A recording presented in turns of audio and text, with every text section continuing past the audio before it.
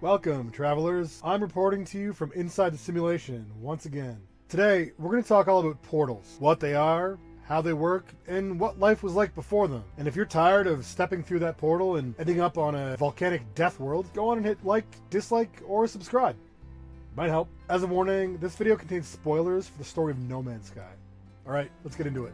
In the before times, as I like to call them, or as you might remember them, 2016, getting around in the simulation was a lot more difficult than it is today. All we had were our ship's hyperdrive units with their ranges in light years, listed usually in the low hundreds, and the occasional black hole which, if you were lucky enough to find one, would spit you out somewhere pretty random. We didn't even have the anomaly to call on. Thankfully, the simulation is always changing, even now in its last nanoseconds of existence, depending on who you ask. It wasn't until the glorious year of 2017 when the Atlas Rises update arrived, bringing with it the use of the giant monolithic structures that we still use today to get from one end of a particular galaxy to another with ease. None of this jumping from system to system trying to get to the core or find a cool dinosaur planet. Not anymore. Back then, we couldn't even tell what a system was like apart from its appearance. We didn't have fancy economy scanners back then, no. We had to go in blind and hope for the best. Eventually, a new path became available, that we needed to get the knowledge required to use the portals, and this is where we meet our friend Apollo, who I've talked about in my previous video about the anomaly. I'll put the link in the description. Now, the portals didn't just appear suddenly. They'd been here forever, but they were sleeping, dormant, and when they finally awoke, the nature of our journey through the simulation changed forever. As I said, the portals didn't just appear suddenly. We'd seen them occasionally, towering over the landscape, something of an oddity. They were most often used to grab cool pics of us flying ships around them or standing nearby and staring up at them in wonder. Ever since the first was discovered, there were many theories about their origin and purpose. There was no control panel that would pop up when you got close, and none of us had ever heard about glyphs. There was some speculation that they might have something to do with starships or an undiscovered species. It was in the same update that we first saw the exotic starships as a type of vessel, and there was some speculation that the shapes of the portals were somehow linked to the royal class of vessels. Those were strange times in the simulation. There was a time when portals didn't quite function as they do now. When you use them to get from place to place, you would experience portal interference. Portal interference placed restrictions on warping in a freighter, using the galaxy mapper, creating bases in a new system. This was frustrating, but in time, these restrictions were lifted, and we can now travel freely between systems using the portals. In fact, we can now travel freely from galaxy to galaxy using a different type of portal without having all our hard work undone, as it once would have been. Our bases wiped from existence. There are a lot of things to know about portals, and I'm going to go over some of them here, but there remain some unanswered questions. The portals have always held some mystery for us, and even now, it's hard to know why or how they came to be. One imagines that the Atlas had something to do with their creation, though this only brings up more questions than answers. But then, why the changes? Why alter the way we travel from place to place? And why use such archaic technology? Well, let's talk about travelers first. At the same time that we first learned about the portals and their use, we began to meet travelers, beings like ourselves moving through the simulation. The first to greet us is likely Artemis, a being seemingly in distress and in need of our help. As we travel the path laid out for us by Artemis, we will also encounter Apollo, another traveler who is like us also, but also quite different. Apollo has been traveling for such a long time, and now they've replaced much of their organic flesh with synthetic machines. Again, I've discussed the Artemis path in a previous video. The link will be down below, but it is important to understand something about these two and about the knowledge we gain by helping them or aiding their unnamed fellow traveler, who we'll also meet. See, we're a traveler as well, a designation given by the Atlas to those beings created by it to experience and interact with the simulation. We travelers were created from scans of the mind of the being who created the Atlas. It was intended only that there should be one traveler per iteration of the simulation, but that was not to be. As the simulation begins to break apart, the boundaries between iterations are thinning. This was predicted. The Atlas foresaw that in its dying moments, the travelers past, present, and future from across iterations and realities would finally be able to interact with one another. A tale perhaps of hope amid the sad story of a dying reality. A tragedy unfolding delicately as if it's holding on, afraid to say goodbye. We have by now met our fellow travelers as we adventure across this fading existence, and those who came before us appear as ghostly echoes of their former selves. It is they who we must speak with if we wish to use the portals as a means of travel. As the barriers between realities fracture, we find ourselves able to see and speak with travelers, not just from other iterations, but from other times as well. We may be the final traveler created by the Atlas, but we're not the only. Many have journeyed forth before us, and many met their own ends somewhere out among the stars. As we discover places new and old, we'll come across travelers like ourselves. They often seem out of sync, ethereal, like a hologram projected from one iteration or time onto our own. They lounge aboard space stations, perhaps waiting for something, or stuck like ghosts. For ghosts they are, in a sense. See, they passed long ago from our own time, though perhaps in their own, they live still. Time is meaningless when the barriers are so thin. If we speak with them, we might ask them something of themselves, of the place they came from. Their answer will be cryptic, but will lead us to a marker somewhere else in the system. There, we'll find a traveler's grave, their grave. Interacting with the grave, we'll be given a brief message left behind by the long-forgotten traveler. We'll also learn one of the 16 glyphs needed to activate a portal. It is possible to discover these graves without the help of a traveler, though not unless we pass very close by while exploring. No more than 50 U. Another way to learn glyphs is to follow Artemis's path, something I've spoken about before in the video, linked in the description. As I mentioned a moment ago, there are 16 glyphs, an auspicious number for those who have spoken to the Atlas. The Atlas has roughly 16 minutes to live, and that's the length of time we have left before the crash of the simulation. 16 minutes, stretched out across the cosmos. 1,000 on 1,000 lifetimes lived within that time. Like a snow globe settling after a shake, but to those inside, it feels like eternity. That's the importance of 16, and it's why there are 16 glyphs. Everything in the simulation is a mirror of the mind of the Atlas. Each glyph takes the form of a symbol, and when we activate a portal, we can input 12 of them to get an address. More on addresses soon. Once we've learned all 16 glyphs, we're equipped to go use the portals to go nearly anywhere we want. A power of great importance in a universe such as this. Now, we just have to find a portal. Every planet, moon, and other stellar body in the simulation possesses a portal and a unique address written in glyphs which correspond to portal coordinates. If we travel by portal, we'll automatically be transported to the corresponding portal at our chosen destination.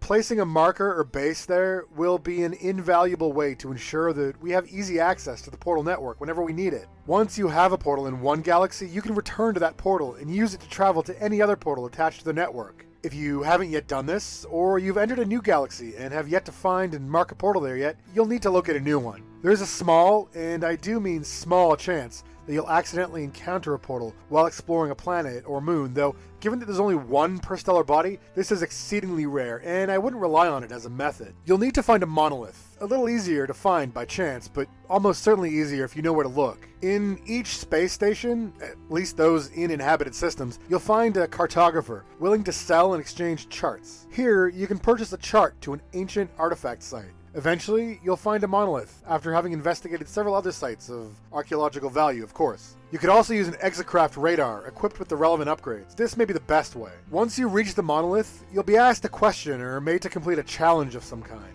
If you succeed, the monolith will offer you the coordinates to a portal in exchange for a relic related to the dominant species in the system. If you're in a Gek system, you'll need to part with a Gek relic. If you're in a Korvax system, it will ask for a Korvax casing. And if you're in a Vy'keen system, a Vy'keen dagger will be required. The portal will then show up on your compass, allowing you to fly there when you're ready. When you do, bring plenty of the most basic elements. You'll need to recharge the portal glyphs before you can use them.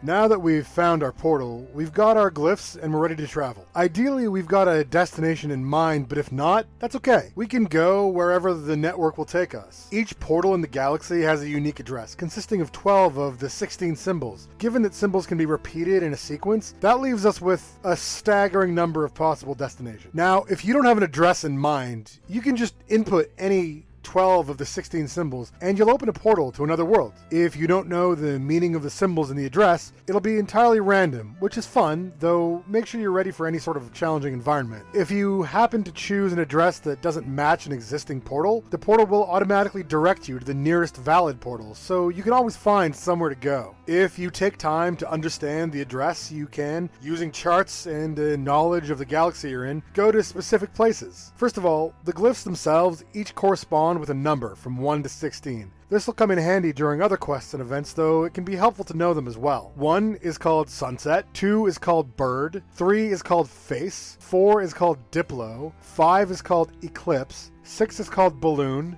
7 is called Boat, 8 is called Bug, 9 is called Dragonfly, 10 is called Galaxy, 11 is called Voxel, 12 is called Fish, 13 is called Tent, 14 is called Rocket, 15 is called Tree, and 16 is called atlas. When used in an address, each glyph gives its value to a set of values corresponding to a specific point or place in the galaxy. The first glyph is the planet index. The next 3 are the system index. The next 2 identify a height index. The next 3 a width, and the last 3 a length. The numerical value of the address leads to a portal on a specific planet in a specific system at a specific physical location. You can delve much deeper and learn more about addresses and glyphs if you're really interested. It's a bit too much math for this video, but I encourage you to familiarize yourself with the system if you're into that.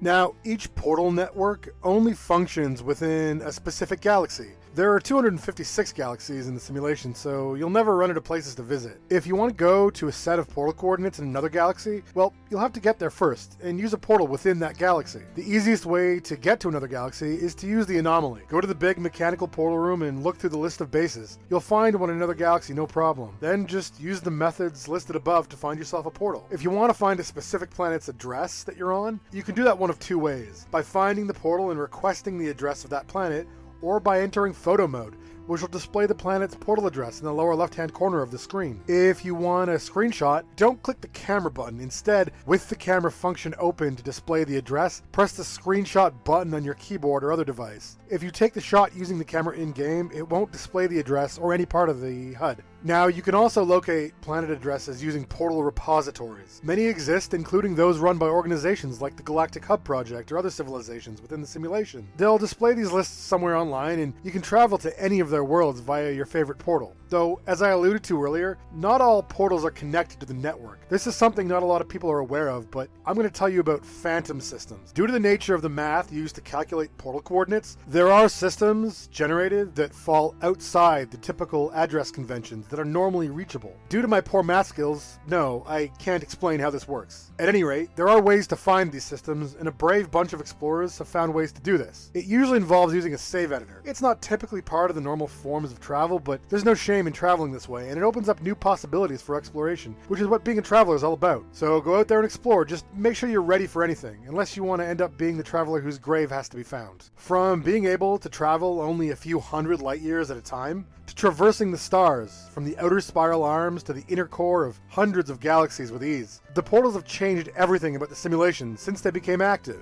Why they're active is another story. Perhaps the thinning of the barriers between the iterations has caused this to occur. Maybe the Atlas decided to allow us to traverse the simulation and meet one another before the end, to see all that there is to see. Such will have to remain a mystery for now, and maybe forever. Then again, maybe not. The simulation, just like the rest of the universe, is filled with uncertainty. It's the only thing that's real. At any rate, you can now go and visit the wonders of the galaxy, see what others have built, and give out coordinates to your own planets. You can find giant cities and explore vast laboratories and castles, stumble into labyrinths and traps built by your fellow travelers, or share and trade with them if you prefer. You can start building civilizations and empires, sharing glyph addresses to create a network of planets and systems linked together by common cause, or find the perfect planet to settle on alongside your friends. Try not to think too hard about the 16 glyphs, about the 16 minutes. You'll hardly even notice the time. After all, around here, that's a lifetime. Well, that's portal travel here in the simulation. I want to thank you all for watching. I appreciate everyone who does, especially if you stick around to the end. If you liked the video, please hit like. And if you really liked it, please hit subscribe. If you think I missed anything or want to discuss it, let me know in the comments down below. Oh, and before you go, I want to give a shout out to my patrons who help support the channel. Our $10 patron is Washuki at the artisan level. Head on over and sign up for some extra videos I don't put on the channel. It would really help me out. And remember, if you see any pulsating egg-like flesh sacks, leave them alone. Thank you all. Bye, Internet.